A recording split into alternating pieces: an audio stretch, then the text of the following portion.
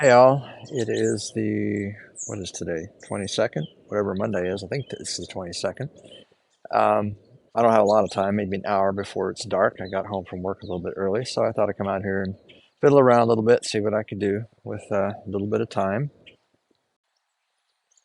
So what I've done so far is I've temporarily reattached this lower dash panel, primarily so I have the ignition switch in use and all that type of stuff in order to get the engine running, that type of thing. One thing I noticed when I turn the key in the on position is I only have one light lit up. I don't even know which one that is. I gotta go look at my dash panel, but I expected like two or three lights lit up, like no oil pressure and no alternator, no charging kind of a thing. So I'll look into that. One thing I forgot to mention is that when I bought this PCB pipe from Brian, he also sent me another fuel gauge because this one, he knew I wanted one because this one doesn't hold the little light bulb in the back here. It doesn't stay in the socket. I guess it's just kind of worn out, so I'm going to replace that real quick too.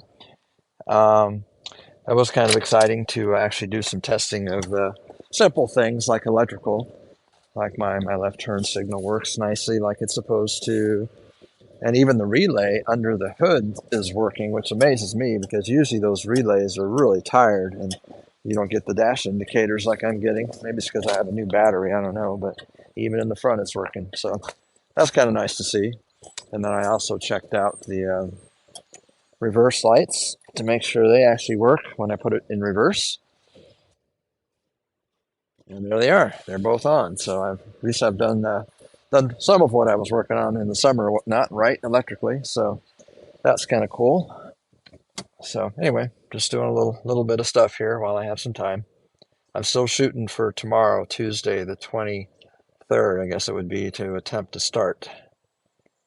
I also, here, I'll flip this back around. Yesterday, I talked about that gas line that wasn't right that I got from Inline Tube, and they said it was all they had, and they thought it was should have worked, but they refunded my money anyway, which was nice of them.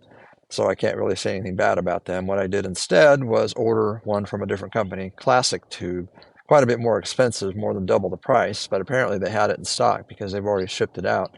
Just ordered it last night. It's already being shipped today. So hopefully that one will be correct. In the meantime, if I don't have it, I'll just use a rubber hose temporarily for the fuel line. There's my original fuel gauge that I took out. This is why that bulb wouldn't stay in the socket because the socket, the plastic housing, is broken. So the replacement is in now. Well, I'm tightening down the little screws, but it's plugged in and holds the bulb securely. It's actually the low fuel warning light, I guess is what that is.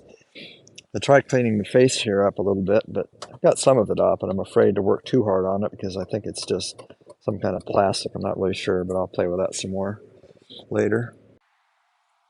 Now I'm searching for a good place to plug my electric choke in, and I just have a very simple old voltmeter here I'm using. I think that because of the cold and whatnot, the battery is not, even though it's new, isn't reading a full 12 volts.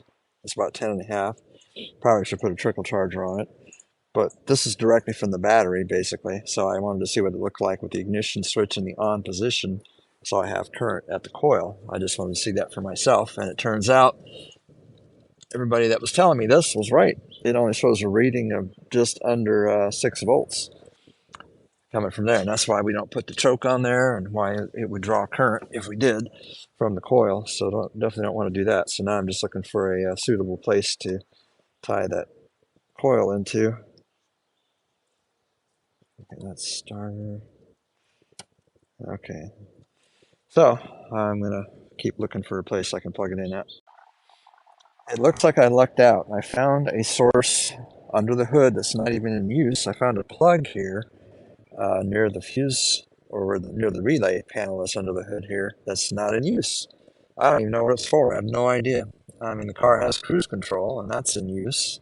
Maybe it was for the automatic headlamp dimmer assembly or something. I'm not sure.